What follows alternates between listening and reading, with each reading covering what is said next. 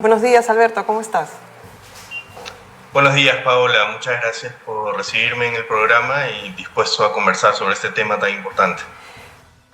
A ojos de la Defensoría, que ustedes han sacado un comunicado, este protocolo atenta contra varias libertades de información, pero para resumirnos, ¿por qué está mal este protocolo propuesto por el Ministerio del Interior a los periodistas peruanos? Bien, tal vez la forma más fácil de entender esto es, este es un protocolo que en principio no es una mala idea. Un protocolo como este en otros países sirve para que en el contexto de manifestaciones se pueda proteger la integridad y la vida de los periodistas en el ejercicio de la labor que hacen, tan importante, de la libertad de expresión e información, para que la ciudadanía esté enterada de las cosas. Y eso, en principio, lo que trata de hacer es que la policía pueda garantizar, el Estado en su conjunto pueda garantizar la integridad de los periodistas para salvaguardar estos derechos. Lo que sucede y el problema que nosotros, y no solo nosotros, creo que muchas de las asociaciones de periodistas y personas que están vinculadas a estos temas han observado, es que este protocolo, más que proteger a los periodistas, está pensado más bien en una lógica de ordenar en los términos de lo que tal vez necesite la fuerza pública, la participación de los periodistas en las manifestaciones, lo cual pues no cumple la misión, ¿no? No es un protocolo, o no se necesita un protocolo para decirle a los periodistas dónde se tienen que colocar en una manifestación. Lo que se necesita es un protocolo para que en la situación en la que estén, la policía pueda salvaguardar su integridad y eventualmente evitar cualquier tipo de agresión, venga de donde venga. Una de las cosas que uno percibe cuando vas a hacer un tipo de cobertura, sobre todo desde el pasado 7 de diciembre en Lima y fuera de Lima, es que la policía no distingue absolutamente nada. Es a la hora de controlar o quebrar una marcha, qué sé yo, hemos visto que ha herido a personal médico, a personal voluntario médico y a periodistas, a señoras. Hemos visto las últimas imágenes de la semana pasada que han perseguido unas señoras indígenas aymaras con sus hijos en la espalda. Entonces, el problema para mí, el problema de hardware, haya protocolo o no, es que nuestra policía ha dejado de cumplir la ley en la cual se señala que ellos no son no deliberantes. En ese momento, digamos que estamos tan en caliente, ¿cómo se podría hablar o sostener algún tipo de diálogo para que esta policía que está realmente en caliente y está en un lugar en el cual no ve al otro lado de la población como que está haciendo algo bien, pueda, digamos, detener eso para que se acaben los heridos? Porque yo creo que allí es donde está ahorita en este momento el problema. ¿Se ha pensado en alguna manera, Alberto? ¿Ustedes han tenido sus conversaciones con las autoridades del Ministerio del Interior, el gobierno, la PCM? Algo para que digan, chicos, cambiemos el switch y ya mañana empezamos en otra actitud, porque esto no va a parar. A ver, sí, son varios temas los que tocas, Paola, respondiendo tal vez desde lo último que señalas. Este es un tema que no es nuevo para nosotros, ni para las personas que están involucradas por tiempo en esto, ¿no? La Defensoría ya el año pasado, a inicios, envió un oficio solicitando que se trabajara sobre un protocolo justamente en esta lógica, ¿no? Cuando todavía no había ningún estallido social como el que vemos ahora. Y a lo largo, ya en los últimos meses, en diciembre, nosotros hemos enviado comunicaciones a la policía, pero no hemos recibido respuesta, ¿no? Preguntábamos cuál es el estado del protocolo, si es que se piensa aprobar, si hay un anteproyecto. No recibimos ninguna respuesta y solamente a inicios de este año es que desde el Ministerio de Justicia se nos pidió una opinión sobre este proyecto que ya estaba preparándose, sobre el cual no estamos de acuerdo, desde luego. Ahora, más allá de estas pocas comunicaciones, lamentablemente no ha habido pues un espacio en el cual discutir estos temas. Sabemos que el Ejecutivo se ha reunido con algunas organizaciones, pero que estas reuniones no han sido fructuosas para todas las partes. Solamente alguna de los participantes finalmente suscribe lo que se ha resuelto. Entonces es muy difícil sentarse y tal vez comentar todos estos temas y que se pueda entender cuál es la labor de los periodistas y por qué es que están en riesgo ante estos problemas que pueda presentar el calor del momento, ¿no? Porque sabemos que cuando hay un conflicto, lamentablemente hay decisiones personales que a veces se toman y esto puede generar agresiones. Por eso es tan importante que haya un protocolo, ¿no? Porque al margen de lo que la persona al mando pueda decidir o los manifestantes puedan hacer, hay una previsión sobre cada cosa que podría suceder. Lamentablemente el protocolo no lo hace, ¿no? Tiene unas cosas muy genéricas y algunas previsiones generales, pero no establece, ¿no? ¿Qué tiene que hacer el policía si es que ve a un periodista en riesgo de ser linchado, ¿no? Por ejemplo, ¿no? No hay paso 1, paso 2, paso 3, o establecer el diálogo en tales condiciones, que es lo que uno esperaría el protocolo. Nada de eso está pensado, ¿no? Entonces, por eso creemos que es un documento que requiere muchísimo trabajo para lograr los objetivos que debe atender. Y también hay un gran excluido de ese protocolo, ¿no? Que es la policía. La policía como ente agresor de periodistas. Según la Asociación Nacional de Periodistas, desde que empezó el 7 de diciembre las protestas, el 51% de los causantes de las agresiones a los periodistas son policías. Entonces, si es que ellos no están en el protocolo, ¿cómo evitar que sigan habiendo agresiones a los periodistas? De hecho, este fin de semana, un colega de Huayca ha sido agredido por un policía.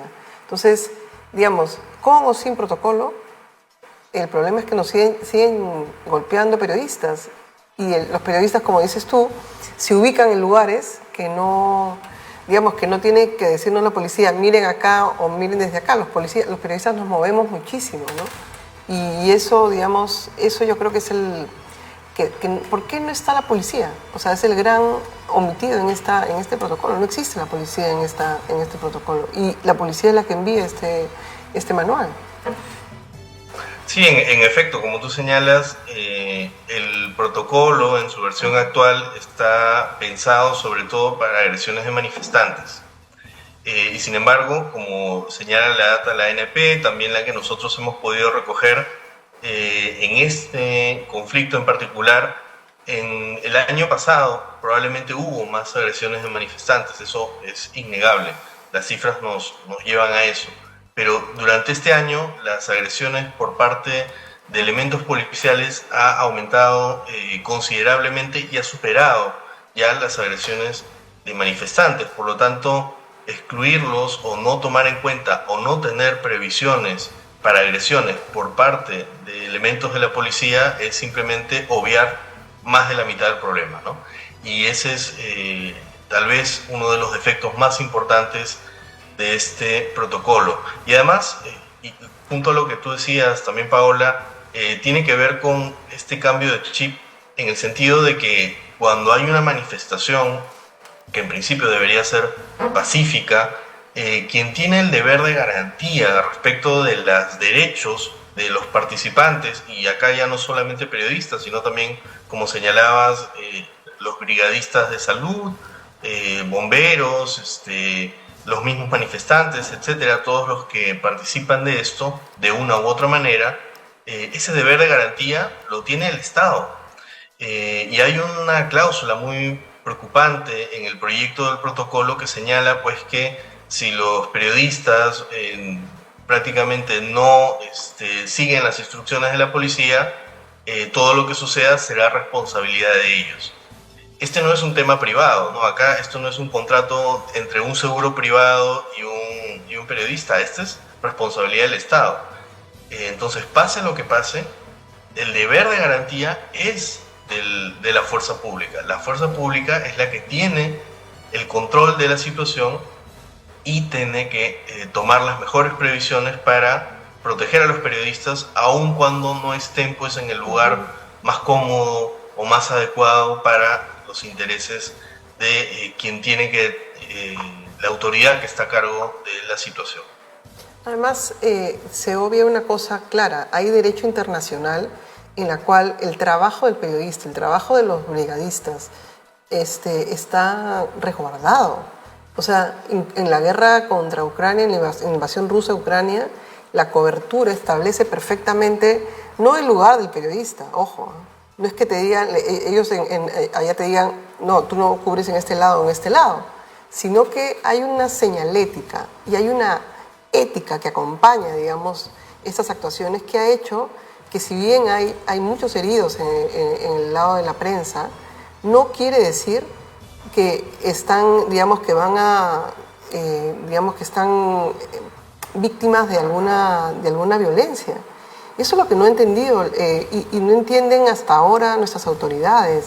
Una de las cosas que creo que deberían repasar es el derecho internacional del resguardo de los hombres de prensa, porque no es la primera vez que se está cubriendo este tipo de, digamos, de enfrentamientos. Los periodistas, hay muchísimos periodistas de prensa extranjera que están muy asombrados de que la policía se vaya encima de ellos, porque están con una cámara, porque están filmando un lado que no quisieran que se conozca, porque estamos, digamos, porque somos molestos, porque no. Entonces, yo creo que esa parte del derecho internacional no se ha conocido y desgraciadamente estamos pensando esto como si fuera un alianza U y el gobierno no se ha puesto a pensar que el Estado somos todos, ¿no? O sea, ¿cómo explicar eso? Alberto, me imagino que por eso también la Defensoría del Pueblo no estuvo invitado a las conversaciones, porque se nos ve como el lado Alianza U, o sea, ustedes son del otro lado. Y eso, digamos, ¿cómo hacer para no le digo que nos inviten a todos, pero para que ellos entiendan que el problema está allí, el problema es que el policía no está distinguiendo, primero, cómo actuar en una manifestación y en segundo lugar, que los periodistas ni los médicos voluntarios están en una lógica contra ellos. Que eso es lo que yo creo que se ha puesto, es un planteamiento muy binario, muy básico y muy antidemocrático.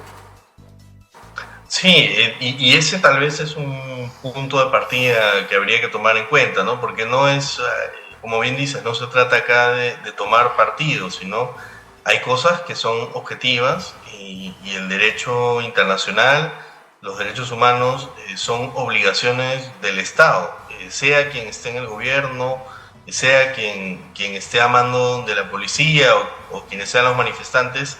Eso es irrelevante para las obligaciones que tiene el Estado. Y empezando por este deber de garantía sobre la vida y la integridad de las personas, pero también tomando en cuenta algunas de las últimas cosas que se han venido diciendo en el derecho internacional, ¿no? Por ejemplo, se nota que falta mucha capacitación, se les pide a los periodistas sus credenciales o que tengan un chaleco que diga prensa, ¿no? Cuando el estándar internacional ya hoy en día lo que señala es que habrá ocasiones donde el periodista no tendrá o es incluso peligrosa para su propia integridad tener un distintivo pues, de prensa, ¿no? Y más bien eventualmente podrá identificarse de otra forma, ¿no? Pero estas cosas que ya se manejan en otros países e incluso aquí también en algunos contextos sí se han manejado, en este momento simplemente se han obviado, ¿no? Y el protocolo, curiosamente, también trata el tema de la capacitación, ¿no? Que es un tema importante y que tiene que estar en el protocolo. Sin embargo, la capacitación parece que no está bien orientada, ¿no? Quienes capacitan es la policía a los periodistas, cuando en realidad lo que se necesita es una capacitación para todos, en realidad, en temas de derechos humanos para poder comprender qué es lo que está en juego cuando se agrede a un periodista y se vulnera la libertad de información, ¿no? Finalmente, agredir a un periodista es grave tanto por la integridad, la vida de la persona concretamente, pero también por lo que puede dejar de decir y por lo que puede dejar de saberse a futuro por esa agresión en particular. Alberto Cruces, adjunto para Asuntos Constitucionales de la Defensoría del Pueblo, estuvo en las mañanas con Patricia del Río. Muchísimas gracias por la entrevista y hasta la próxima. Muchas gracias, Paola. Hasta luego. Hasta luego.